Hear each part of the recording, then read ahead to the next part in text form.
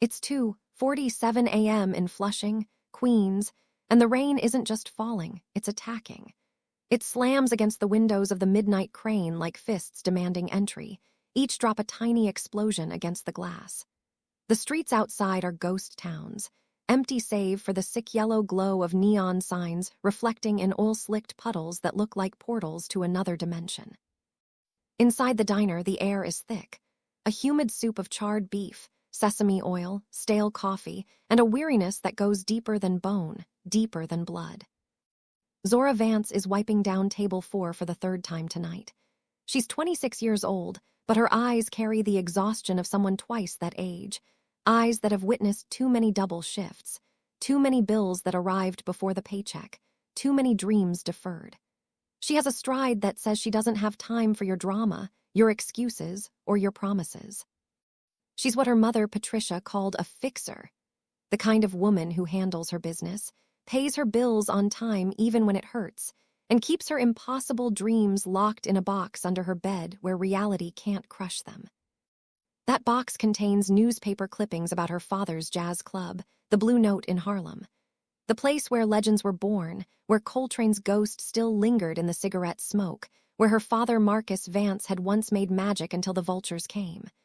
Bad loans, worse people, the kind of people who don't just take your business, they take your dignity, your hope, your will to fight back. Zora is saving $3,000 so far. At her current rate, accounting for rent, utilities, her mother's medical bills, and the cost of simply existing in New York City, she'll have enough to buy back the Blue Note in approximately. Never. Her feet are screaming. The arches feel like they've been walking on hot coals for the past 14 hours. Her lower back is a symphony of knots. Her bank account is a graveyard of almost enough, littered with the corpses of payments that left her with $17 until Friday. She's just reaching for the door to flip the sign to closed for cleaning when the bell above rings.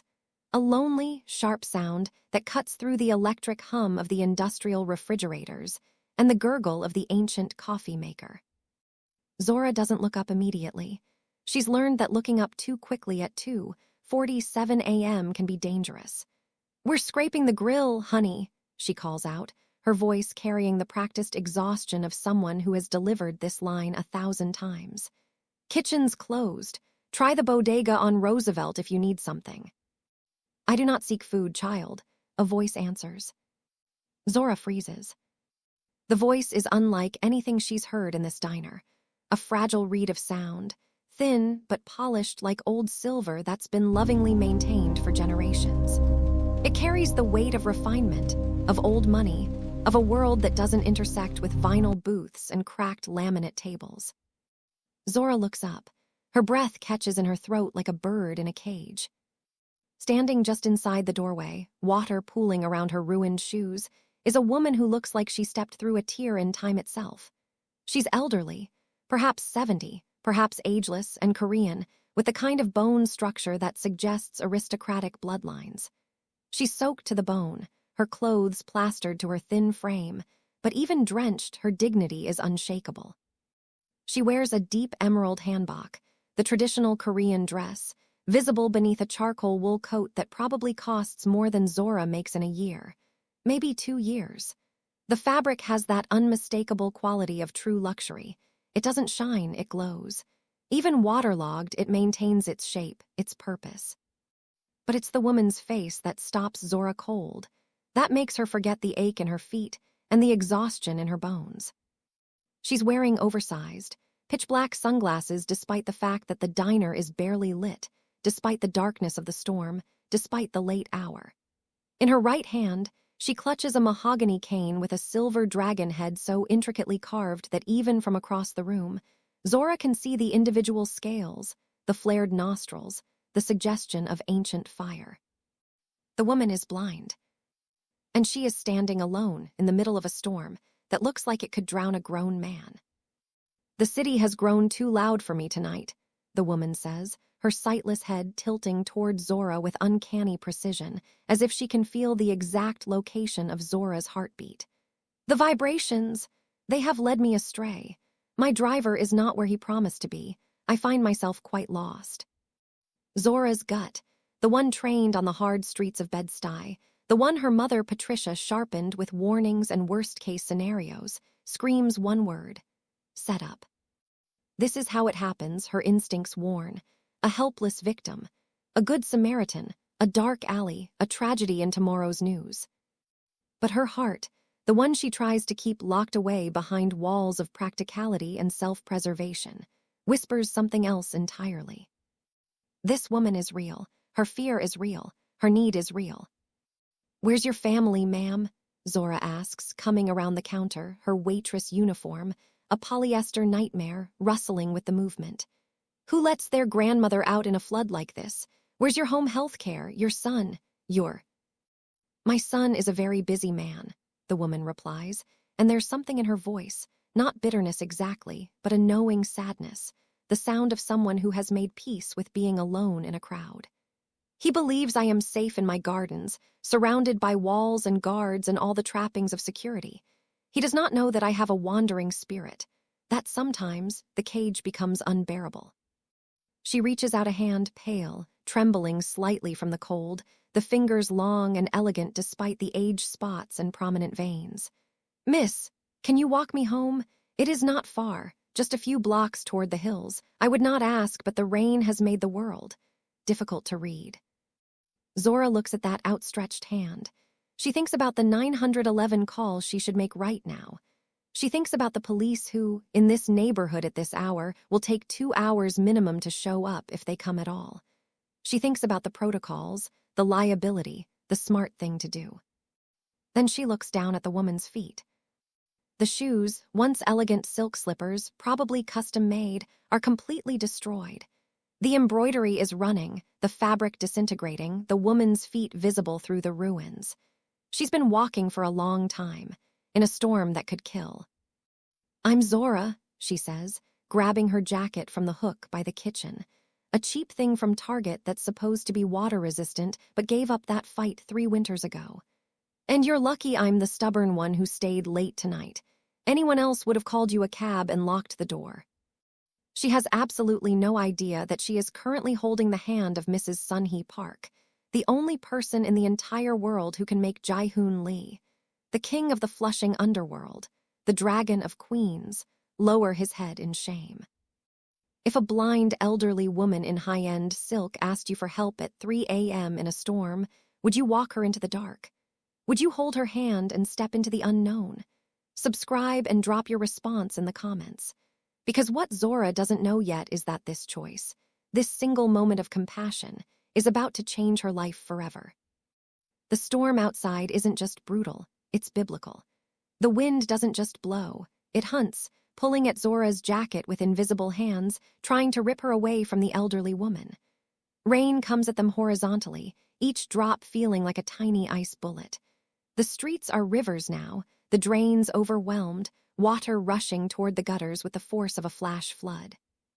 But Zora keeps her arm locked with Mrs. Park's, her umbrella, a battered thing that's more optimism than function, held over the elderly woman's head even as Zora herself gets drenched. The cold is immediate and absolute, seeping through her clothes, her skin, her bones. The old woman walks with a strange, rhythmic grace that seems impossible for someone her age, someone blind, someone navigating a storm. Her cane taps the pavement in a pattern, tap-tap, pause, tap, pause, tap-tap-tap. A code Zora doesn't understand, but that seems to mean something, to communicate with the sidewalk itself. "You have a strong stride, Zora," Mrs. Park says over the roar of the rain, her voice somehow cutting through the chaos with crystal clarity. "You walk like someone who has a destination, even when the path is hidden, even when the world conspires to make you lose your way." "I'm just trying to get us there without catching pneumonia, ma'am," Zora mutters, her teeth starting to chatter despite her best efforts. She's guiding them around deep puddles, avoiding the flood zones, where the water rushes with dangerous speed. "Call me Sun-hee," the elderly woman says, and there's warmth in her voice despite the cold. "Ma'am" makes me feel like a museum exhibit, like something to be observed behind glass rather than lived with. She pauses mid-step, her head turning sharply toward a dark alley they're passing on their right. The alley is pitch black, a wound in the city's fabric, and even Zora, who isn't easily spooked, feels something wrong emanating from it. "Do not go down that street, Zora," Sun-hee says, and her voice has changed. The warmth is gone, replaced by something that sounds like ancient warning, like a grandmother who has seen too many children ignore wisdom. "The air there tastes of copper and old greed. Death has walked those stones recently." Zora frowns, squinting into the darkness. It's just an alley behind a dry cleaner. She's walked past it 100 times. "It's a shortcut, Sun-hee. It'll save us 5 minutes. Get us out of this rain faster." 5 minutes is a high price for a life, Sun-hee says softly, her grip on Zora's arm tightening with surprising strength. "We stay on the main road. We stay where the streetlights can see us. The light is a better companion for someone like you, someone who shines without knowing it." They walk, and as they do, Zora begins to notice things she usually ignores, things her exhausted brain normally filters out as irrelevant background noise. A black SUV with tinted windows so dark they look like voids is crawling behind them at exactly 5 miles per hour, not following aggressively, just present, watching. A man stands in a doorway 3 blocks down, lighting a cigarette that never seems to catch, the flame from his lighter appearing and disappearing, as if he's signaling someone in code. 2 men on the opposite side of the street are walking in perfect synchronization with Zora and Sun-hee, matching their pace exactly, neither gaining nor falling behind. A shop that should be closed has its lights on, and through the window, Zora can see shadows moving with military precision. Every time Zora's muscles tense, every time her street-smart instincts scream danger, Sun-hee pats her arm with a grandmother's reassurance. "Ignore the shadows, Zora," she says, her blind eyes somehow seeing everything Zora cannot. "They are just the servants of the light, the workers who keep the night from consuming everything. They mean us no harm. Tonight they are guardian angels, though they would laugh to hear themselves called such." They walk for what feels like miles, but is probably only 10 blocks. Sun-hee asks questions, casual things that feel like a friendly elderly woman making conversation, but Zora senses there's more beneath the surface. "Tell me, child, what is your dream? A girl with eyes like yours, eyes that see everything, that miss nothing, doesn't want to wipe tables forever. What does your soul hunger for?" Zora is surprised by her own honesty. Maybe it's the exhaustion. Maybe it's the surreal quality of walking through a storm with a blind aristocrat. Maybe it's because Sun-hee can't see her face, can't judge her, can't watch her dreams crumble in real time. "I want my dad's club back," Zora says, and there's a thickness in her throat she hasn't felt in years. "A jazz spot in Harlem called the Blue Note. My father, Marcus Vance, he built it from nothing, made it legendary. But he trusted the wrong people, signed the wrong papers, and they took it from him, destroyed him in the process." She pauses, swallowing hard. "He died 5 years ago. Heart attack, they said, but I know better. It was a broken heart, a spirit crushed. I'm saving up to buy it back, to restore it, to make it what it was. I've got $3,000 so far." Sun-hee makes a sound, a dry, paper-thin chuckle that sounds like autumn leaves skittering across pavement. 3,000, a brave start, child. But empires are not built on savings alone. They are built on blood and gold, on sacrifice and strategy, on knowing when to bow and when to break. Before Zora can ask what that means, they turn a corner onto a street she didn't know existed. And everything changes. The houses here aren't like the cramped row homes and apartment buildings of the rest of Queens. These are estates, set back from the street behind 10-foot stone walls topped with elegant iron spikes, hidden behind wrought iron gates that look like they were forged in another century. The street lights here are different too, dim and yellow, replaced by flickering gas lanterns that cast dancing shadows. This is old money. This is power that doesn't need to announce itself. "There," Sun-hee says, pointing with her cane toward the end of the cul-de-sac. Zora's heart skips 3 beats in rapid succession. At the end of the street stands a gate that looks like it was designed to keep out armies. It's black iron, 15 feet tall, each bar as thick as Zora's wrist. But it's what's in the center that makes Zora's blood run cold. An intricate emblem of a gold dragon, its body coiled and powerful, its wings spread wide, its jaws open in a silent roar that seems to echo in Zora's bones. The dragon isn't painted or attached, it's wrought directly into the iron, and somehow, impossibly, it's glowing with a subtle golden light that seems to pulse like a heartbeat. That's your house, Zora whispers, her voice barely audible over the rain. That is my cage, Sunhee says, and for the first time, her voice loses all warmth, becomes something cold and ancient and resigned. But tonight, child, it is also your sanctuary. Tonight, these walls will protect you as they have protected me. And tomorrow, everything changes. A blind, elderly woman just led Zora to the gates of what looks like a fortress. The dragon emblem is glowing in the rain, and Zora is about to discover that the woman she helped isn't helpless at all. Stay with me, because what happens next will shatter everything you think you know about power. Sunhee reaches forward with the kind of confidence that only comes from years of muscle memory, her hand finding a keypad hidden in the mouth of a stone lion statue that flanks the gate. Her fingers don't hesitate, don't search. They dance over the buttons with practiced precision. Zora counts, 12 digits, a code so long it would take a computer weeks to crack. The gates don't just open, they groan, a deep metallic sound that reverberates through the ground beneath Zora's feet, as if the earth itself is acknowledging their entry. The gates swing inward slowly, with the weight and ceremony of a castle drawbridge, revealing a gravel driveway that curves out of sight into darkness. As they step onto that gravel, motion sensors activate. Floodlights explode into life from every angle, mounted on the walls, hidden in the trees, emerging from the ground itself. The entire estate is suddenly bathed in brilliant white light, so intense that Zora has to shield her eyes, blinking away the temporary blindness. When her vision clears, she sees them. From the darkness of the covered porch, 6 men emerge. These aren't security guards in mall cop uniforms. These aren't neighborhood watch volunteers. These are predators in expensive suits, giants standing between 6'2" and 6'5", their bodies carrying the kind of muscle that comes from discipline and violence, not gym memberships. Their hands are tucked inside their jackets, resting on weapons Zora knows are there even though she can't see them.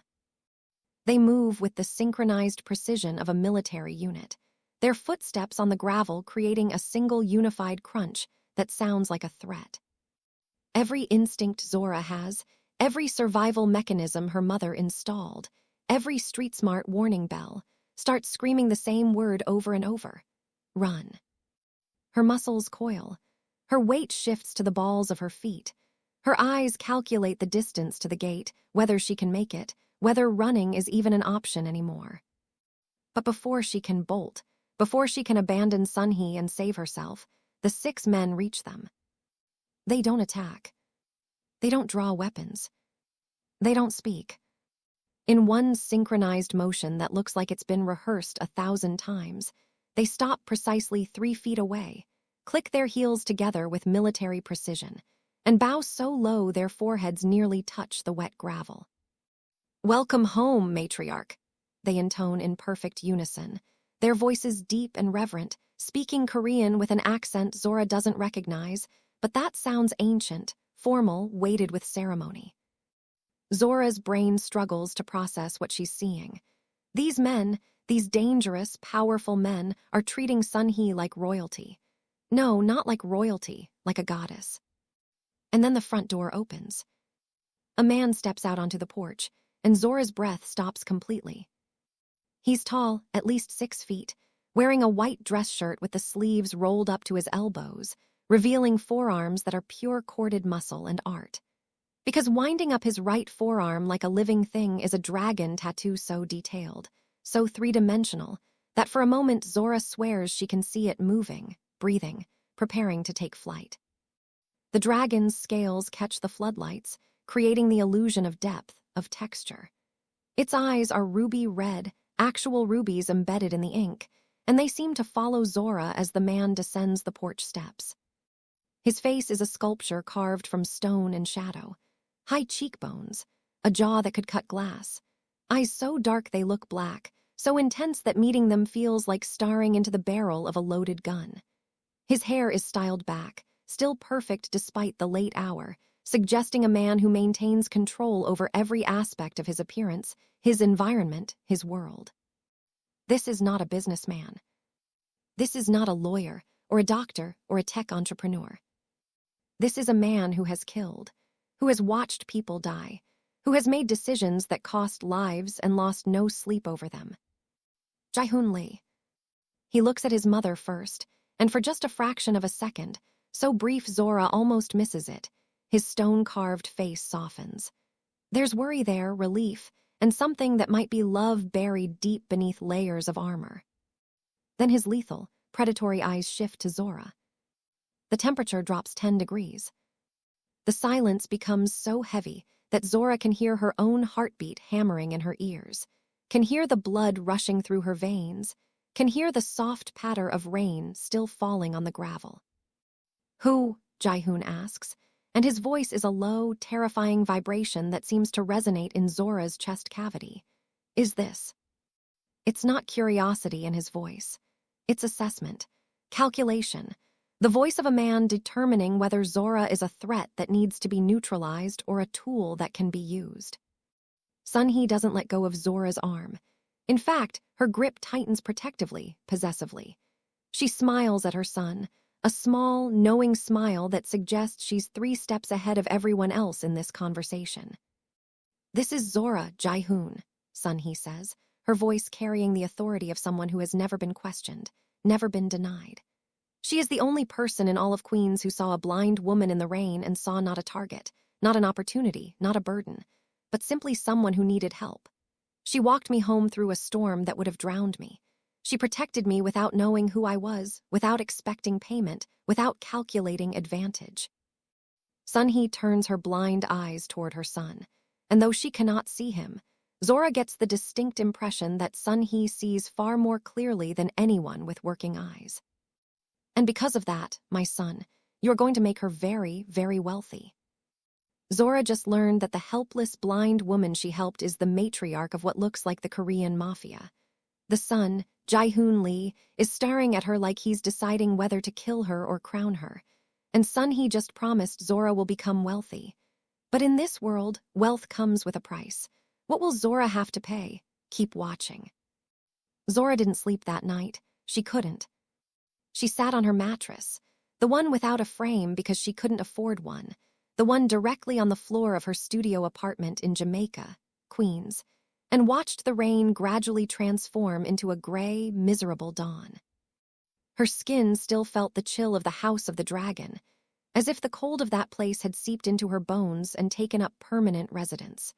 Her mind kept replaying the scene, the bowing guards, the glowing dragon emblem, and most of all, Jae-hoon Lee's eyes. Those weren't the eyes of a CEO or a real estate mogul. Those were the eyes of a man who had seen the bottom of the ocean, had stared into abysses that would drive normal people insane, and had decided he preferred the dark. After 30 minutes of silent assessment on that driveway, 30 minutes where Zora stood frozen while Jae-hoon evaluated her like a general studies a potential battlefield, he had simply nodded once. A single, curt gesture. "Mrs. Choi will contact you," he had said, his voice still carrying that dangerous vibration. Then he had turned and walked back into the mansion without another word, dismissing her as easily as one dismisses a servant.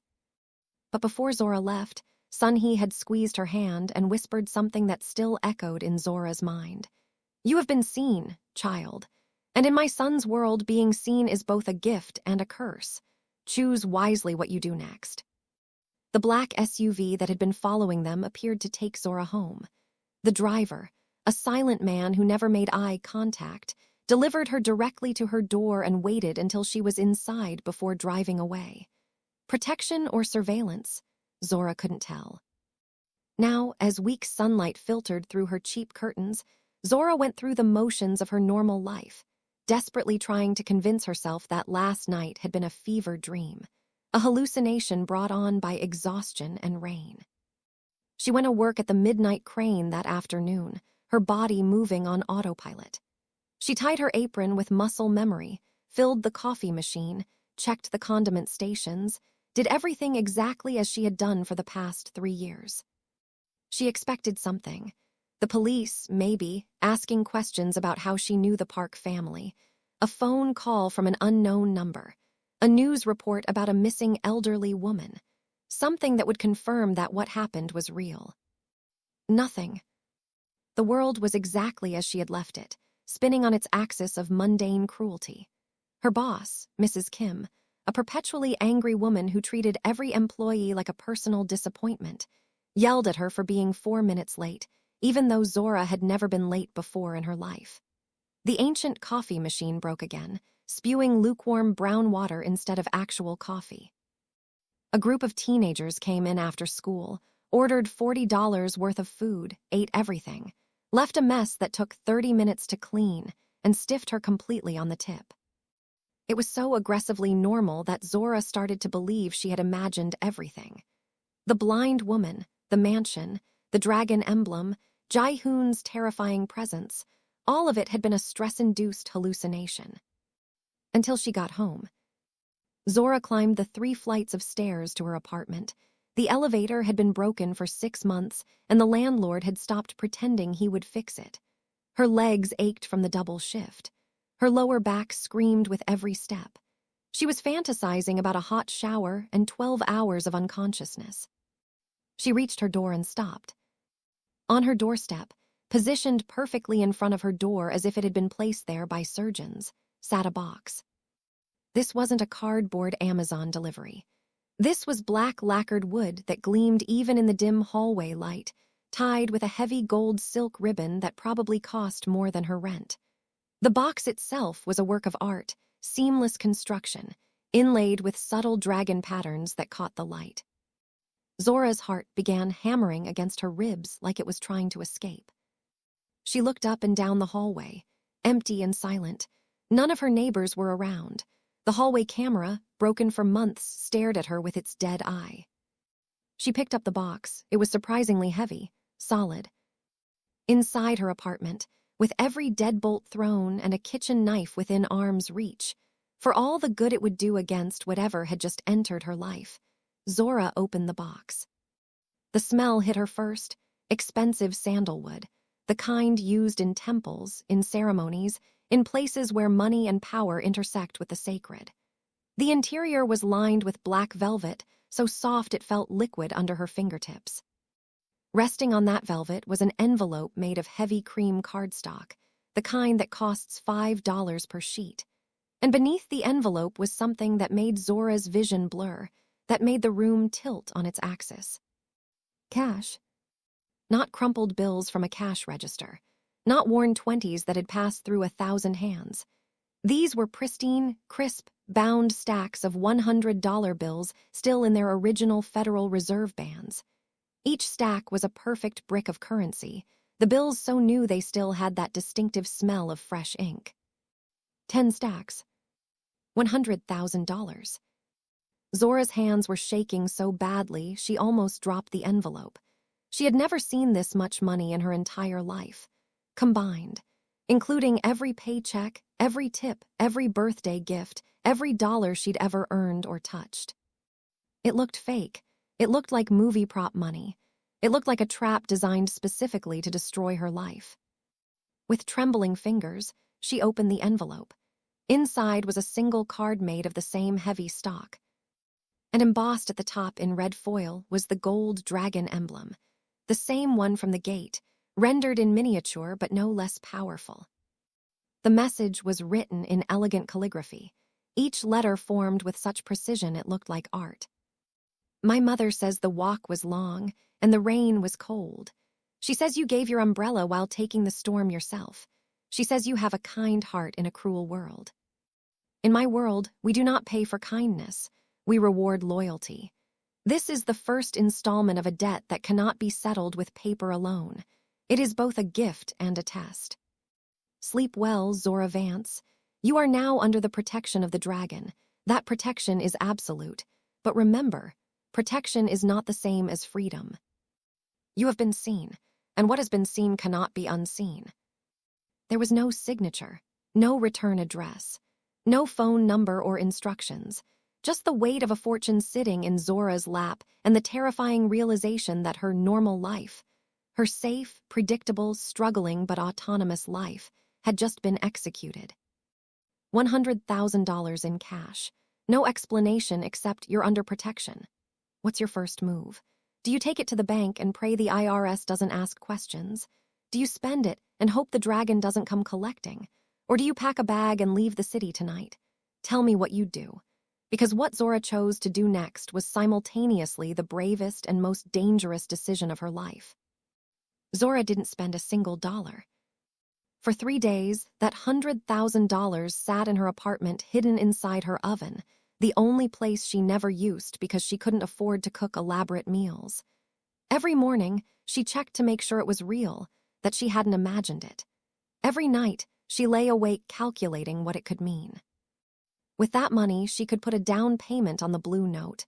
She could quit the Midnight Crane. She could pay off her mother's medical debt. She could breathe for the first time in years. But something Sunhee had said kept echoing in her mind. In my son's world, being seen is both a gift and a curse. Zora had been seen, and she had a feeling that money came with strings attached, invisible, unbreakable strings that would only reveal themselves when she tried to move. On the 3rd day, the protection became visible. Zora was walking to the bus stop for her evening shift at the diner when she noticed him, a man in a gray suit that fit too well, holding a newspaper but never turning the page. His eyes tracked her with professional disinterest, the kind that comes from training, from years of watching people who don't know they're being watched. When she got on the Q23 bus, he got on 3 people behind her. When she got off at her stop, he stayed on, but another man in a nearly identical gray suit was already waiting at the bus shelter, falling into step 10 paces behind her. She wasn't being followed, she was being escorted, protected, monitored. The realization made her skin crawl and her heart race simultaneously. She was simultaneously the safest and most trapped she'd ever been in her life. That evening at exactly 6:00 p.m., as Zora was tying her apron and preparing for the dinner rush at the Midnight Crane, a black Mercedes S-Class pulled up to the curb outside. In this neighborhood, that car stood out like a shark in a goldfish pond, like a diamond in a dumpster.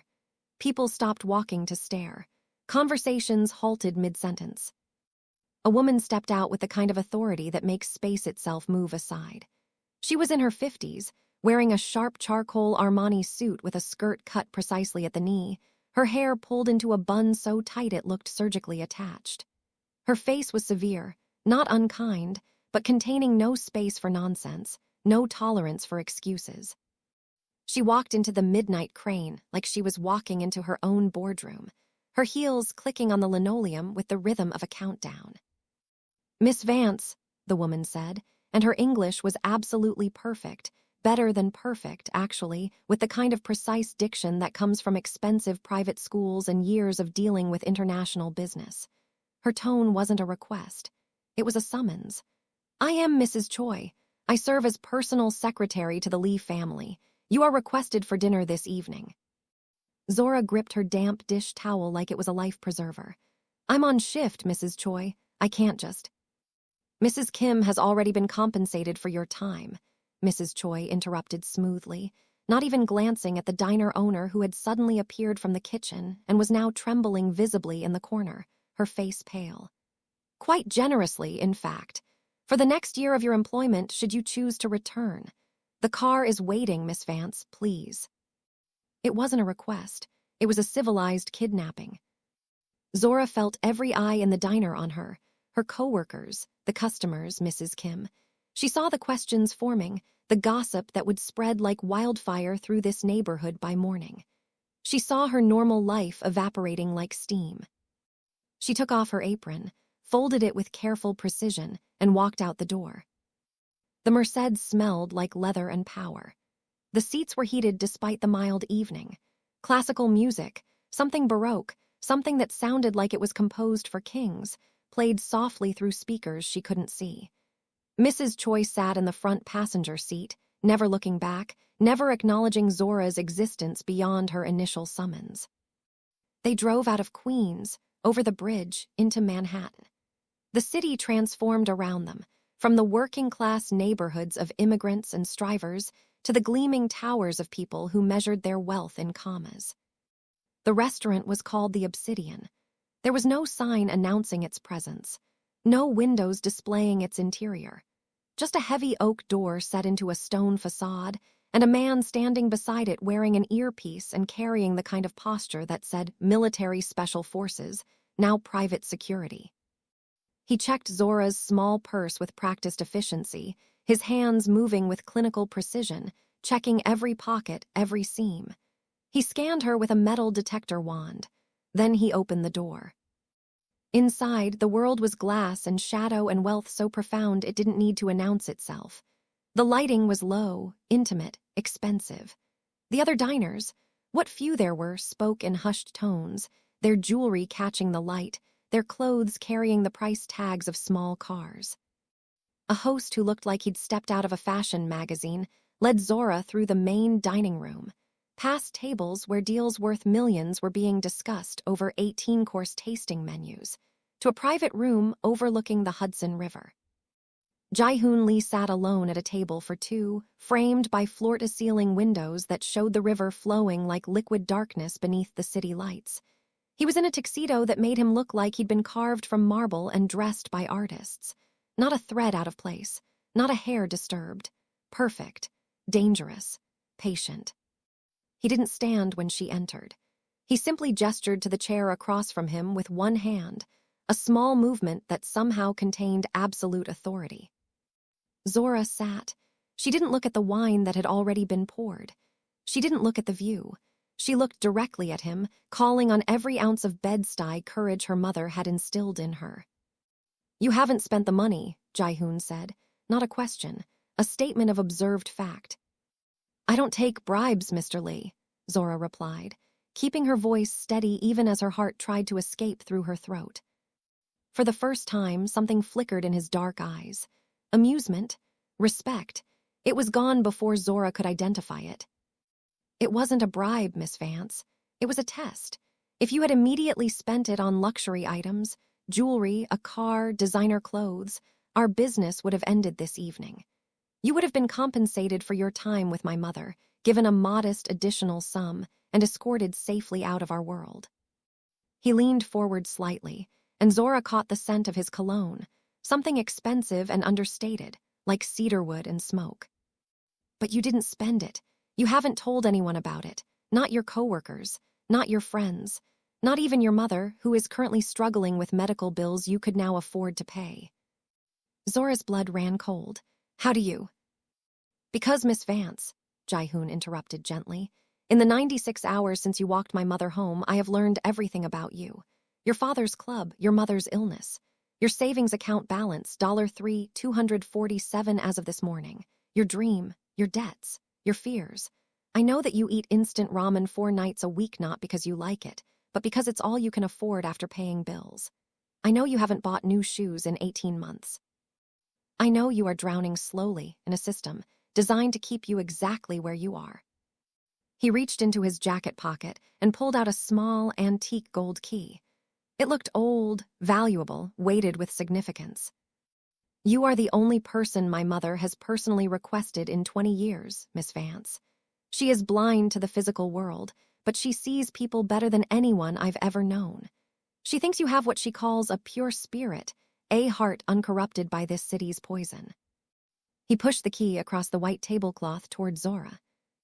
"I think you're simply a young woman who doesn't yet understand how dangerous it is to be noticed by people like us. But regardless of what either of us believes, the situation has become complicated." His expression hardened, the brief moment of almost warmth vanishing like smoke. "The Ashima clan, my rivals, my enemies, the organization that would very much like to see my family destroyed, they know you walked my mother home. They have eyes everywhere, Miss Vance. Within hours of you leaving our estate, your photograph was on their intelligence board. They believe you are a weakness they can exploit. They think that by taking you, by hurting you, they can hurt me." He leaned back, his posture relaxed but his eyes absolutely lethal. "So I am offering you a choice, and I want you to understand that this is the only time I will make this offer. You can walk out that door right now. I'll give you $50,000 cash, a new identity, and transportation to any city in America. You disappear. You never contact your mother, your friends, anyone from your old life. You become a ghost, and hopefully, eventually, the Ashima clan forgets about you." He gestured to the key. "Or you can pick up that key. My mother needs what she calls external eyes, someone to take her to markets, galleries, places I'm too recognizable to go, someone to describe the world she cannot see. In exchange, I will buy back your father's club tomorrow. The deed will be in your name by the end of the week. I will eliminate your mother's medical debt, and I will ensure that anyone who even thinks about touching you with ill intent disappears in ways that will never be traced." Zora stared at the gold key. It caught the candlelight, seeming to glow with its own inner fire. "What happens if I say no to both options?" she whispered. Jae-hoon stood slowly, walking to the floor-to-ceiling window, his reflection ghost-like in the glass. "Then I wish you the best of luck, Miss Vance. But I should tell you, I've been in this business for 15 years. I've seen hundreds of civilians accidentally caught in the crossfire of our world.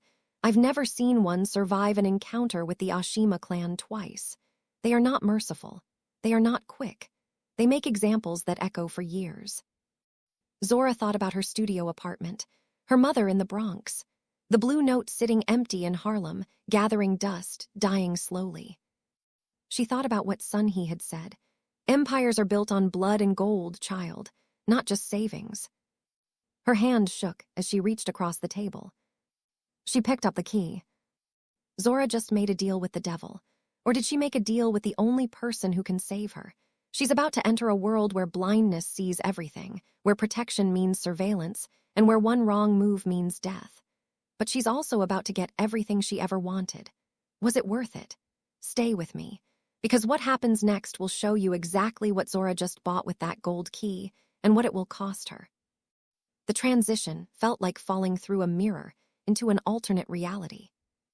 One day, Zora Vance was serving $10 ramen to ungrateful customers and counting her tips in dollar bills.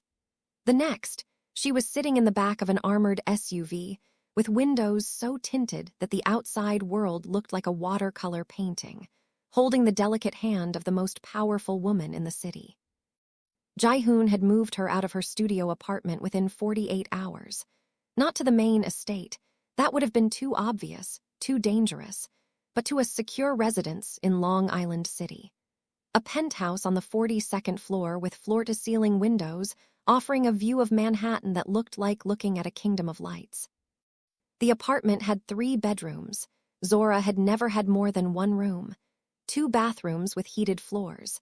A kitchen with appliances that cost more than her previous year's salary, and furniture that looked like it belonged in a museum. But it wasn't a vacation. It wasn't a gift. It was preparation. Mrs. Choi appeared every morning at exactly 5:00 a.m., her knock on the door precise and unyielding. She brought coffee in a silver thermos, pastries from a bakery Zora couldn't pronounce, and lessons. "If you are to be the eyes of the matriarch," Mrs. Choi said on that first morning, spreading maps across Zora's new dining table, "you must know what you are looking at. This is not just a city of neighborhoods and subway lines. This is a battlefield with invisible borders and rules written in blood." Zora learned the map of the 5 boroughs, not the tourist version, but the real map, the one that showed power. She learned where the Lee Park influence was absolute, most of Queens, parts of Manhattan, select neighborhoods in Brooklyn. She learned where it was contested, the docks, certain import-export zones, the Diamond District. She learned where it ended completely, where entering meant war, sections of the Bronx controlled by the Ashima clan, parts of Staten Island belonging to families with names Zora was forbidden to speak aloud. She learned faces from photographs. The city council members who were on the payroll, who smoothed permits and looked the other way during inspections. The port authorities who ensured certain shipping containers weren't examined too closely. The judges who understood that some cases deserved special attention. The police officers who knew which neighborhoods were self-policing. She learned the players, the soldiers, the lieutenants, the captains of Jae-hoon's organization. Their names, their specialties, their loyalties. She learned who could be trusted absolutely, who required watching, who was competent but ambitious. Most importantly, she learned the language of the streets, not slang, but the subtle signals. How men positioned themselves when they were carrying weapons. The difference between a nervous civilian and someone running counter-surveillance. How to read a crowd for threats. How to identify undercover police versus private security versus rival gang scouts. But the most profound education came from Sun-hee herself. 3 times a week, Zora was driven to the main estate to spend the day with the matriarch. And slowly, Zora began to understand that Sun-hee Park wasn't just the mother of a crime lord. She was the architect of an empire. They would sit in the inner garden, a sanctuary of carefully manicured trees, a koi pond with fish that cost more than cars, stone paths that wound like meditation, and Sun-hee would teach Zora what she called the language of the unspoken. "Close your eyes, child," Sun-hee instructed one afternoon, the autumn sun warm on their faces. "Tell me what you hear." Zora closed her eyes, feeling foolish. "I hear the water from the fountain, birds, wind in the trees." "Deeper," Sun-hee commanded. "Past the obvious. What does the world sound like beneath its mask?" Zora tried again, forcing herself to listen not just with her ears, but with her entire body. And slowly, impossibly, she began to hear it. The rhythm of footsteps on gravel, 2 guards patrolling the perimeter, their steps synchronized, professional. The distant sound of a car engine, idling for 3 seconds too long before moving on, someone watching the house, probably the police surveillance that Jae-hoon tolerated as part of the cost of operating in daylight. The sound of breathing, Mrs. Choi standing in the doorway, waiting for instructions, her breath steady and controlled. "A man's breathing tells you his intentions," Sun-hee said softly. "A liar's breath catches when he speaks the truth accidentally. A traitor's pulse quickens when his master enters the room. A loyal man breathes deeper, stronger when protecting what he loves. You have the sight, Zora, but you are still blind to the soul. I am teaching you to see what eyes cannot." Over months, Zora learned to read the invisible. She learned that when Jae-hoon's jaw tightened fractionally, he had just made a decision that would cost lives. She learned that when Mrs. Choi paused half a second before responding, she was translating something unpleasant into acceptable language. She learned that when the guards shifted their weight from their left foot to their right, they had just identified a potential threat. She learned that Sun-hee, despite her blindness, missed nothing. The elderly woman could identify people by their footsteps alone. She could tell when someone was lying by the microscopic changes in their breathing. She could read a room's power dynamics by listening to who spoke first, who interrupted, who fell silent.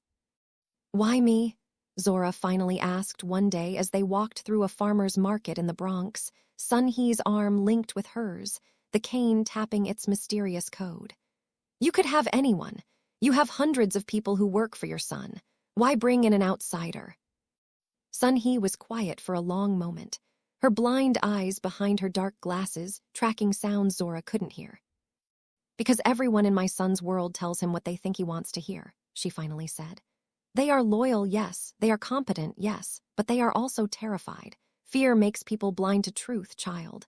They see only what they believe will keep them safe. But you aren't afraid in the right way. You're afraid of failing, of losing what you've been given. But you're not afraid of speaking truth. That is why you survived that first night. That is why you took the money but didn't spend it. That is why you picked up the key." She squeezed Zora's arm. "You tell me what you see without filtering it through what you think I want to know. And in this world, the truth is the only thing that can keep us all alive. My son is powerful, but power without accurate information is just violence waiting to turn on itself. You are my insurance policy, Zora. You are the eyes that see clearly when everyone else is blinded by fear or ambition." Zora began to understand then. She wasn't just a companion or a helper. She was a biological sensor. Sun-hee was using Zora's street-smart observations, her outsider's perspective, her ability to move through spaces invisibly, to create a separate intelligence network that complemented and checked Jae-hoon's official organization. Every detail Zora observed. A license plate that appeared twice in different neighborhoods. A man with a facial scar who asked too many questions at the fish market. A shopkeeper who bowed too low when Sun-hee entered. Was fed back to Jae-hoon through his mother. And because the information came from Zora, filtered through Sun-hee's intuition, it carried a weight that official reports did not. Zora was becoming something she had never imagined. Not a criminal, not exactly, but a strategic proxy, someone who existed in the gray space between the underworld and the legitimate world, who could gather intelligence that soldiers couldn't, who could observe without being observed. "Is this what this is?" Zora asked one evening as they sat in a quiet park in Flushing, watching children play while two gray-suited guards stood at a discreet distance. "I'm just a camera for your son, a tool, a weapon." Sun-hee turned her sightless glasses toward Zora, and even though she couldn't see, Zora felt pinned by that gaze. "You are more than a camera, child. Cameras record without understanding. They capture images without context. You are something more rare. You are a witness who sees with both eyes and heart. You notice the child who pulls away from her father's hand because you remember being afraid. You see the shopkeeper who waters down the soup because you've been hungry. You understand struggle in a way my son never can, never will, because he was born into power. You humanize the information. You make it real." She reached out, her hand finding Zora's cheek with unerring accuracy. "And most importantly, you speak to me without a filter of terror. My son's men tell him what they think he wants to hear, but you tell me the truth, even when it's dangerous, even when it's uncomfortable. That truth is what keeps my son from becoming the monster this world wants to make him. You are not just my eyes, Zora. You are my son's conscience, though he doesn't know it yet." Zora is no longer a waitress. She's something new, a bridge between worlds, a weapon disguised as kindness, a spy who doesn't even carry a gun. But she's about to learn that observation isn't passive. Sometimes seeing the truth means you have to act on it, and acting in this world means blood. Stay with me, because the peace is about to shatter. The peace lasted exactly 6 months before it began to crack. Zora had settled into her dual existence with surprising ease. By day, she managed the Blue Note, her father's club reborn. She'd hired musicians who reminded her of the old days, when Marcus Vance would stand behind the bar and nod his head to Coltrane, when the music was so pure it could make grown men cry. The club was profitable now, legitimate, a jewel in the crown of the Lee Park Syndicate's clean operations. By night, she was Sun-hee's shadow, her eyes, her translator of the visible world. They moved through the 5 boroughs like ghosts, to fish markets at dawn, to art galleries in Chelsea, to community centers in Queens where elderly Korean women played Go and gossiped about their grandchildren. And everywhere they went, Zora watched, observed, recorded. She noticed patterns that Jae-hoon's soldiers missed. The way certain shopkeepers tensed when specific customers entered. The license plates that appeared too frequently in too many neighborhoods. The rhythms of the street that changed when power shifted hands. Every observation went to Sun-hee, who filtered it through her decades of experience and intuition, then passed it to her son. It was an intelligence network that operated entirely outside the official channels, invisible to everyone including most of Jae-hoon's own organization. "You've made me indispensable," Zora said one evening, as she and Jae-hoon stood on the balcony of her penthouse, the city spread before them like a kingdom of lights. "Was that the plan all along?" Jae-hoon didn't look at her. His eyes tracked the river below, the boats moving like illuminated insects across dark water. "I don't plan people, Zora. I plan operations. People are variables. They surprise you. They betray you. They become things you didn't expect." "And what did I become?" He turned then, his dark eyes meeting hers with an intensity that made her breath catch. "Something I didn't account for. Something dangerous." "Dangerous to who?" "To me." The confession hung between them like smoke. Before Zora could respond, his phone buzzed. He glanced at the screen, and his entire demeanor changed, the brief moment of vulnerability vanishing behind the armor of the dragon. "There's been an incident," he said, his voice dropping into that terrifying register that meant violence was coming. "The docks. One of our shipments. I have to go." He was gone within minutes, leaving Zora alone with the city lights and a growing sense of unease. The incident at the docks was the first domino. A shipment of electronics, which everyone understood meant something else entirely, had been intercepted by what appeared to be a routine customs inspection. Except it wasn't routine. The inspectors knew exactly which container to search, exactly which false panel to remove, exactly what they'd find. Someone had told them, someone with access to the highest levels of the organization. 3 days later, a safe house in Brooklyn was raided by the DEA. Not the local precinct, federal agents, which meant someone had bypassed the usual protective layers of bribed officers and friendly judges.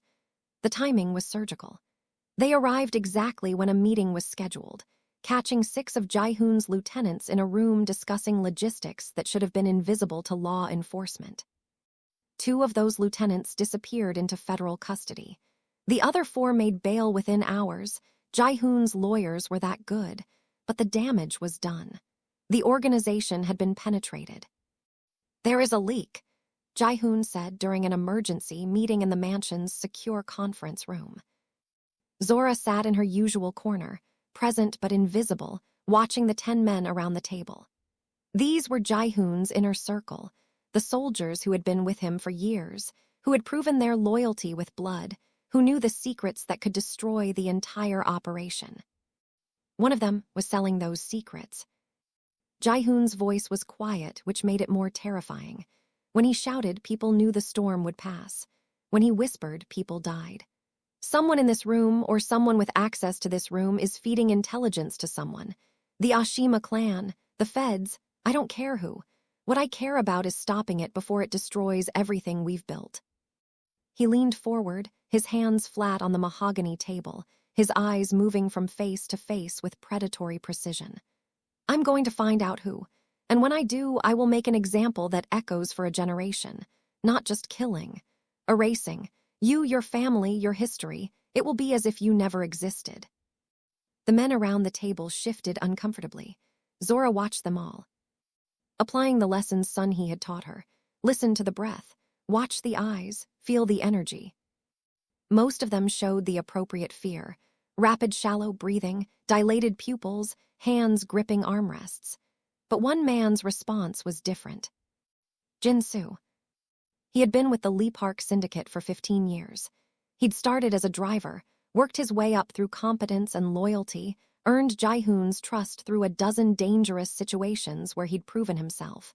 He was 43 years old, married with 2 daughters, lived modestly despite having access to significant funds. On paper, he was the last person who would betray the dragon. But while Jai-hoon was speaking, while laying out the plan for a massive retaliatory operation at the docks meant to draw out the leak, Jin-soo's fingers were moving. Not obviously, not in a way anyone else would notice, but Zora saw it because Sun-hee had trained her to see the invisible. His right hand rested on his thigh, and his fingers were tapping a rhythm. Tap, tap, pause, tap, tap, tap. It was the same rhythm Sun-hee's cane made. The code Zora had heard that first night in the rain, a pattern that meant something to someone who knew how to listen. Jin-soo was sending a message. Right there in the room, surrounded by killers, he was transmitting information through a code so subtle that even the man sitting next to him didn't notice. Zora's heart rate spiked, but she forced herself to remain still to keep her breathing steady. She couldn't react. Not here, not now. If Jin-soo suspected she'd seen, he might run, or worse, accelerate whatever plan he'd set in motion. The meeting ended with assignments. Each lieutenant received orders for the coming operation. Jin-soo received his with a nod, his face showing appropriate determination. Zora waited until she was alone with Sun-hee in the mansion's garden before speaking. "Jin-soo," she whispered, her voice barely audible even though they were alone. "During the meeting, his fingers, he was tapping your code." Sun-hee had been sitting on a stone bench, her face turned toward the afternoon sun. At Zora's words, she went completely still. For a long moment, she said nothing, and Zora wondered if she'd made a mistake, if she'd misread the signs. Then Sun-hee spoke, and her voice carried a weight Zora had never heard before. "Are you certain?" "Yes." "Not almost certain, not probably, certain." Zora closed her eyes, replaying the meeting in her mind. She saw Jin-Soo's hand, the precise rhythm of the taps, the way he'd done it while Jae-hoon discussed the dock operation. "I'm certain." Sun-hee's hand tightened on her cane. "He was like a second son to me. I held his daughters when they were born. I attended his father's funeral. I vouched for him when others questioned his ambition." Her voice cracked slightly. "But I taught you to see truth, child, and if you see it, then it is real." She stood slowly, and for the first time since Zora had known her, Sun-hee looked old. Fragile. If he is the mole, Zora, Jae-hoon will not simply kill him. He will erase him. His wife will become a widow who cannot speak his name. His daughters will grow up never knowing their father existed. That is the price of betrayal in our world. Should I tell Jae-hoon? Sun-hee shook her head. Not yet. If Jin-soo is working with the Ashima, they will have contingencies. The moment Jae-hoon moves against him, they will activate whatever plan they've set in motion. We need to know what that plan is first. We need to see the full picture. She reached out, her hand finding Zora's face with that uncanny accuracy. "This is why I chose you, child. Not to be my companion, to be my weapon. You see what others miss. Now you must do what others cannot. You must get close to Jin-soo. Watch him. Follow him. Learn his patterns. And when you know for certain what he's planning, then, and only then, do we tell my son." Zora felt the weight of that responsibility settle on her shoulders like a physical thing. "Sun-hee, I'm not a spy. I'm not a soldier. I'm just—" "You are the eyes of the matriarch," Sun-hee interrupted gently. "And sometimes the eyes must do more than observe. Sometimes they must hunt." Zora just discovered that one of Jae-hoon's most trusted men is a traitor. But exposing him too early could trigger a trap that destroys everything. She has to hunt a predator who's been hunting for 15 years. And if she makes one mistake, she won't just die, she'll take down the entire dragon empire with her. Can a Waitress stern spy catch a professional betrayer? Stay with me, because what happens next will test everything Zora has learned. Watching Jin-soo was like trying to track a ghost. He was too good, too experienced, too aware of how surveillance worked. After 15 years in the organization, he knew every protocol, every security measure, every weakness in the system. But he didn't know about Zora. To him, she was still what she appeared to be, Jae-hoon's mother's companion, a civilian elevated beyond her station, someone playing at power without understanding its rules. He'd seen her at meetings, acknowledged her presence with polite nods, but never considered her a threat. That blindness was Zora's advantage. She began simply, using the techniques Mrs. Choi had taught her. She studied Jin-soo's patterns from a distance. He lived in a modest house in Bayside, drove a 5-year-old Lexus, sent his daughters to public school despite being able to afford private. He presented as a man who didn't abuse his position, who remembered his working-class roots, who was loyal to the family that had elevated him. But there were anomalies, small ones, the kind that would be invisible if you weren't looking for them. Every Tuesday and Friday, Jin-soo left work at exactly 6:00 p.m., citing a standing commitment at his daughter's school, parent-teacher conferences, PTA meetings, after-school pickups. Perfectly normal, perfectly boring. Except Zora called the school, pretending to be a confused parent trying to coordinate a playdate. The PTA met once a month on Wednesdays. Parent-teacher conferences were scheduled quarterly. The school didn't have after-school programs on Fridays. Jin-soo's Tuesdays and Fridays were a lie. Zora followed him on a Tuesday, using techniques that felt insane even as she executed them. She borrowed one of Sun-hee's nondescript cars, an old Honda that looked like it belonged to someone's grandmother. She wore a wig, glasses, a bulky coat that changed her silhouette. She stayed 4 cars back, occasionally letting other vehicles get between them, never following directly. Jin-soo drove to a gym in Flushing. He went inside carrying a duffel bag, stayed for exactly 90 minutes, emerged wearing different clothes, and drove home. Perfectly normal, perfectly explainable. Except Zora had Mrs. Choi run the gym's membership records. Jin-soo wasn't a member. He'd never been a member. He was paying cash at the door as a day visitor, which meant no paper trail, no credit card records, no way to track his presence there. The gym had something else. It had private shower stalls, locker rentals paid in cash, and a back exit that opened into an alley with no security cameras. Jin-soo was using the gym as a transition point, a place where he could enter as one person and leave as another, where he could swap clothes, change appearance, and slip out unseen. On Friday, Zora didn't follow him to the gym. Instead, she positioned herself in the alley behind it, inside a parked delivery truck she'd borrowed from one of the Blue Notes vendors, with a clear view of the back exit. At 7:15 p.m., Jin-soo emerged. He was wearing a black tracksuit and a baseball cap pulled low, carrying a different bag, smaller, sleeker, expensive. He looked like any of the thousands of men heading home after a workout. But instead of returning to his car at the front of the gym, he walked 3 blocks east, checking his surroundings with the practiced efficiency of a professional. Then he entered a phone store, one of those small shops that sold prepaid phones and international calling cards. He was inside for less than 5 minutes. When he emerged, he didn't have a bag anymore. A dead drop. He'd left something, probably a phone or a thumb drive, for someone else to collect. Zora's heart hammered in her chest. This was it. This was the proof, but she couldn't move yet.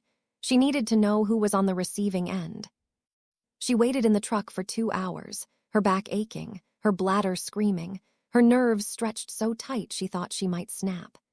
People came and went from the phone store, teenagers buying chargers, old ladies asking about international cards, workers leaving for the day.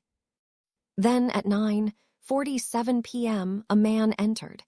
He was younger, maybe late 20s, wearing an expensive leather jacket that looked out of place in this neighborhood. He had a tattoo visible on his neck, a coiled serpent. The same tattoo Zora had described to Sun-hee months ago in the Bronx market. The mark of the Ashima clan. The man was inside for 3 minutes. When he emerged, he had a small package in his pocket and a satisfied smile on his face. Zora pulled out the phone Jae-hoon had given her, a secure device that couldn't be traced, and took 3 photos. The man's face, the tattoo, the direction he walked. Then she drove back to her penthouse with proof that could start a war. But before she could reach out to Jae-hoon or Sun-hee, Jin-soo reached out to her. The call came at 11:30 p.m., just as Zora was about to call Sun-hee. Jin-soo's name appeared on her regular phone, the one everyone in the organization had, the one used for mundane business. Zora stared at it, her blood running cold. Had he seen her? Did he know? She answered, forcing her voice to stay casual. Jin-soo. Zora. His voice was friendly, warm, with no hint of threat. I'm sorry to call so late. I'm at the Blue Note, just passing by, saw the lights still on. Do you have a moment? There's something I'd like to discuss with you. Business opportunity. Might be good for the club. Every instinct Zora had screamed trap. But if she refused, if she showed suspicion, she'd reveal that she was onto him. Sure, she heard herself say. I can be there in 20 minutes. Perfect. I'll wait at the bar, take your time. The line went dead. Zora's hands were shaking as she sent a text to Sun-hee on the secure phone. Jin-soo called, meeting him at Blue Note. If I don't check in within 1 hour, he knows. The response came within seconds. Guards are being positioned. Jae-hoon is being notified. You are not alone. But walking into the Blue Note 25 minutes later, Zora felt completely alone. The club was nearly empty, just the late-night regulars, a few couples finishing their drinks, the pianist playing something slow and melancholic. Jin-soo sat at the far end of the bar, nursing what looked like whiskey, his posture relaxed and friendly. Zora, he stood, smiling warmly. Thank you for coming, I know it's late. No problem. Zora slid onto the stool next to him, signaling the bartender for water. What's this opportunity? Jin-soo took a slow sip of his drink, and for a moment, his eyes, which had always been warm and respectful, showed something else entirely. Something cold, calculating, predatory. You know what I admire about you, Zora? He said quietly, his smile never wavering. You're smart, smarter than people give you credit for. A waitress who became a queen in less than a year. That takes intelligence, observation, the ability to see opportunities that others miss. I had help, Zora said carefully. Sunhee, Jaehoon, They gave you a chance, Jinsu interrupted. But you took it. You turned it into something. That's rare. Most people who stumble into this world either run screaming or get crushed. But you thrived. He set down his glass with careful precision. So I have a question for you. A hypothetical. If you were in a situation where you realized you'd been on the losing side of a war that's already over, would you have the intelligence to switch sides before the final battle? Zora's mouth went dry. I don't understand. I think you do. Jinsu's smile widened, but there was no warmth in it now, just teeth. You've been following me, Zora. Not tonight, you're better than that, but Tuesday. I saw the Honda. Saw it again parked 3 blocks from the gym on Friday. Old surveillance trick. Use a grandmother car, think nobody notices. But I've been doing this for 15 years. I notice everything. He leaned closer, his voice dropping to a whisper that somehow carried more threat than a shout. You think you're one of us now? You think your gold key and your penthouse make you family? You're a tool, Zora. A useful one, sure. But tools get discarded when they break or when better ones come along. The Ashima clan, though, they're offering me something Jaehoon never will. Not loyalty, partnership. A seat at the table instead of scraps from it. So you're the mole, Zora said, abandoning pretense. Mole implies I'm hiding, Jinsu said. I'm not hiding anymore. The shipments, the raids, the leaks, all me. And now the Ashima have enough information to dismantle the Lee Park syndicate piece by piece. Jaehoon is finished. He just doesn't know it yet. He stood, his hand reaching into his jacket. I'm offering you a choice, Zora. Same one Jaehoon gave you a year ago. Walk away right now. Disappear. I'll tell the Ashima you were just a civilian, someone caught in the crossfire. They'll let you go. Or you can try to warn Jaehoon, try to be the hero, and become the first casualty of a war you can't win. Zora's mind raced. The guards Sunhee mentioned, were they in position? How long until backup arrived? Could she stall?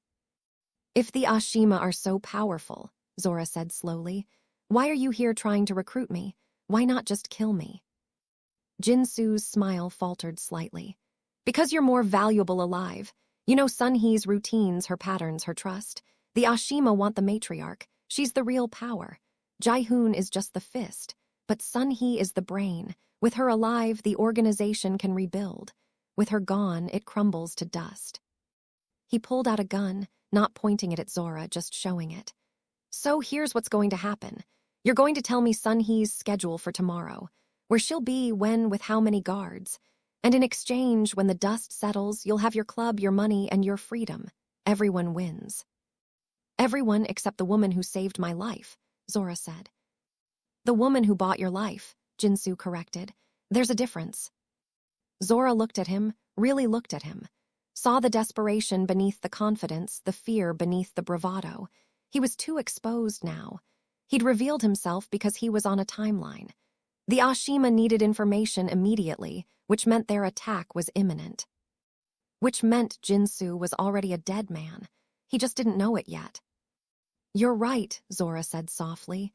She did buy my life, and I've spent the last year learning what that purchase really meant. Not ownership, investment. She invested in me, Jinsu, and I've learned from the best how to read people. She leaned forward. Your hand is shaking. Your pupils are dilated. Your breathing is too fast. You're not here to recruit me. You're here to neutralize me because I saw too much. Because I'm the one variable you didn't account for. The Ashima gave you an ultimatum. Eliminate the threat or they eliminate you. Jinsu's mask slipped completely. The gun rose, pointing directly at Zora's chest. I'm sorry it has to be this way, he said. I actually liked you. I know, Zora said. And then the lights went out.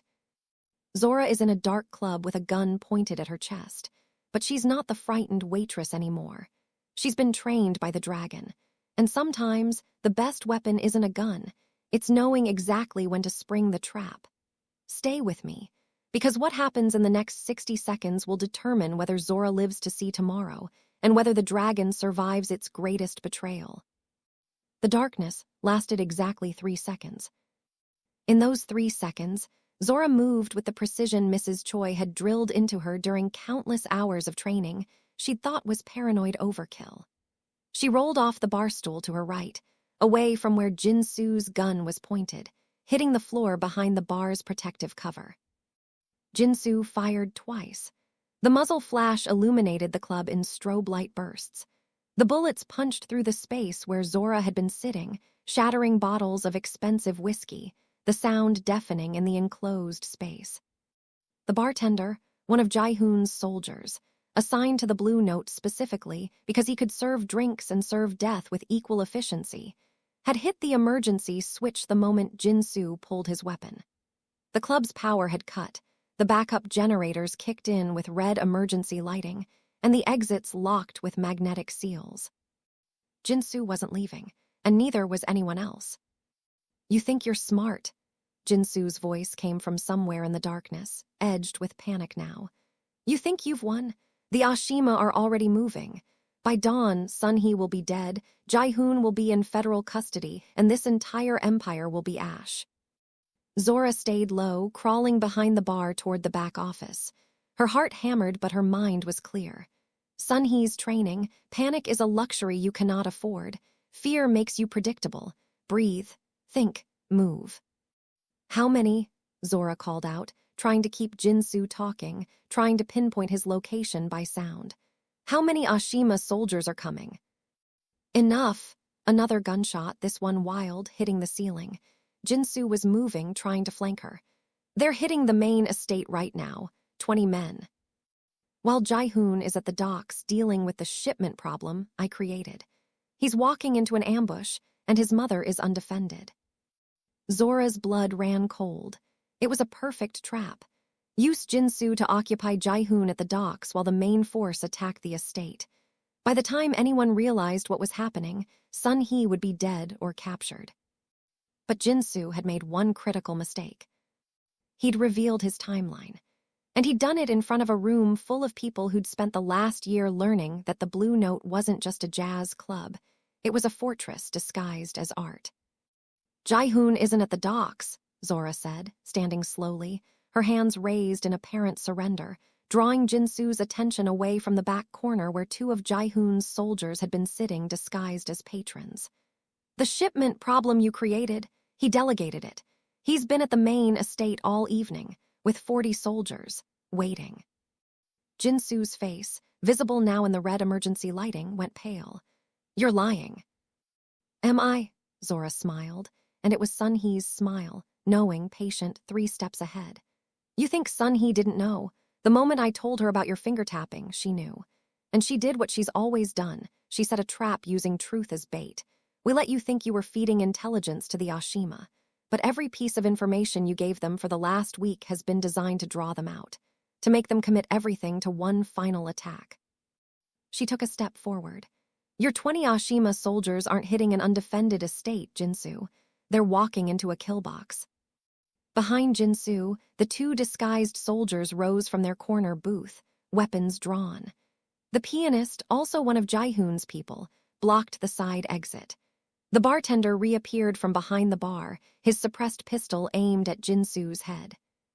Jin-Soo spun, his gun tracking targets, realizing too late that he was surrounded. "You have one chance," Zora said quietly. "Drop the gun, tell us what else the Ashima are planning, and Jae-hoon might let you live in a cell instead of a grave." For a moment, Jin-Soo seemed to consider it. His gun wavered. Then his expression hardened with the resignation of a man who's already dead. "The Ashima don't leave witnesses," he said, "and neither do I." He raised his gun toward Zora. 3 suppressed shots rang out simultaneously. Jin-Soo dropped, his weapon clattering across the floor, his body crumpling like a puppet with cut strings. Zora turned away, her hands shaking now that the immediate danger had passed. She'd seen violence before. The apothecary attack had prepared her for the reality of death in this world. But this was different. This was someone she'd known, someone who'd sat at tables with Sun-hee, who'd joked with her about her father's club. Someone who'd chosen betrayal and paid its price. Her phone buzzed, the secure one. A text from Sunhee. The Ashima have been contained. 0 casualties on our side. 15 of theirs captured. 5 dead. Come home, child. Your work tonight saved us all. Zora looked at Jinsu's body one last time, felt nothing but a hollow exhaustion. Then she walked out of the Blue Note, stepped into the waiting armored SUV, and let herself be taken back to the dragon's lair. The main estate looked like a war zone lit by sunrise. Zora arrived as dawn was breaking, the sky turning from black to deep purple to pink. The grounds were crawling with Jaehoon's soldiers, moving with the organized chaos of post-battle cleanup. 3 black vans sat in the driveway, presumably containing the captured Ashima fighters. Sunhee was in her garden, sitting on her usual stone bench, her face turned toward the rising sun. She looked exactly as she always did, composed, serene, untouched by the violence that had erupted around her. Zora sat beside her without speaking. "You did well, child," Sunhee said after a long moment of comfortable silence. "I got people killed." "No," Sunhee's voice was firm. "Jinsu got people killed. The Ashima got people killed. You prevented a massacre. There is a difference, and you must learn to see it clearly, or the guilt will destroy you from within." "How do you live with it?" Zora asked, her voice barely a whisper. "Knowing that your decisions end lives." Sunhee reached out, her hand finding Zora's with that uncanny precision. "By remembering that not making decisions ends even more lives. By choosing the lesser evil when perfect good is not available. By protecting what I love with everything I have, even when the cost is terrible. This is the burden of power, Zora, the weight that comes with the crown." "I didn't ask for a crown." "No one who deserves one ever does." Sunhee squeezed her hand. "But you're wearing it now. The question is, what will you do with it?" Jaehoon appeared at the garden entrance. He was covered in dirt and what looked like blood, not his own. His white shirt was ruined. His face was exhausted but satisfied. "The Ashima leadership has requested a meeting," he said without preamble. "They're ready to negotiate terms. The war is over. We won." He looked at Zora, and for the first time since she'd met him, she saw something other than cold calculation in his eyes. "Because of you, you saw what everyone else missed. You moved when moving meant risking everything. You saved my mother. You saved the organization. You saved me." He bowed. Not a small nod of acknowledgement, but a full, formal bow, the kind reserved for equals, for people of genuine respect. "Thank you, Zora Vance." Zora didn't know what to say, so she said nothing, just nodded, accepted. Epilogue, 1 year later.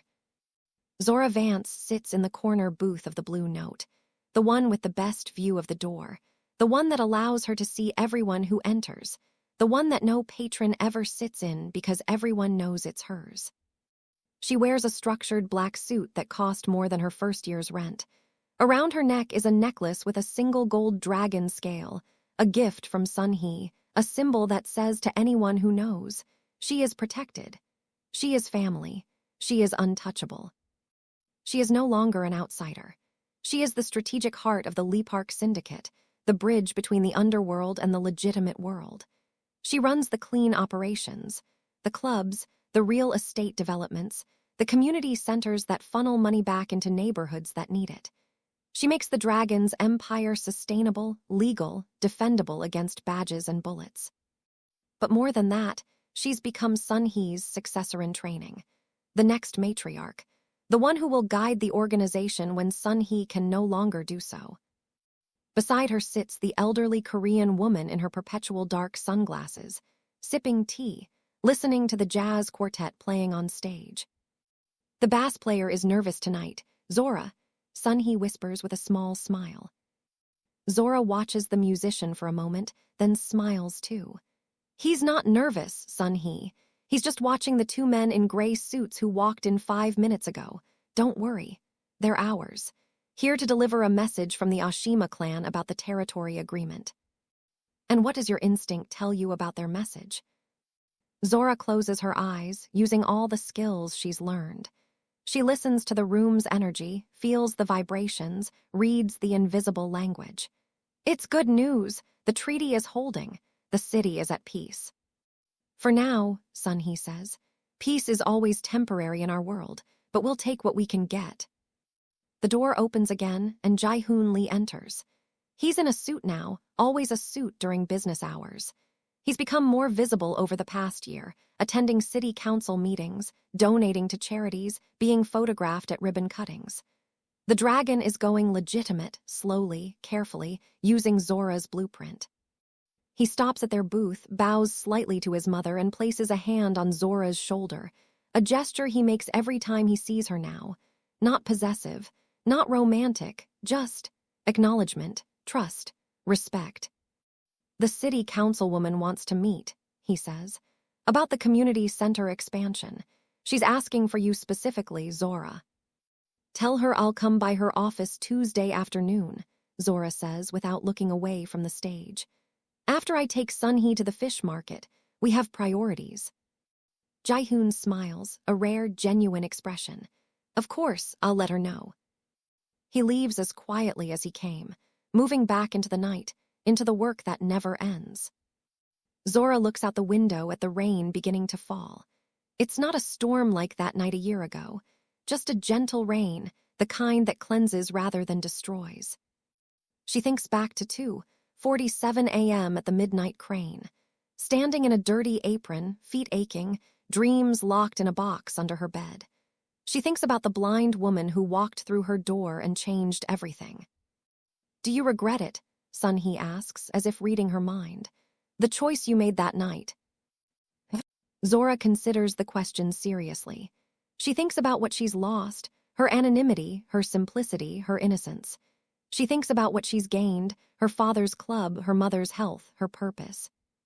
She thinks about Jinsu dying on her club's floor, about the Ashima soldiers in prison or graves, about the weight of decisions that carry life and death.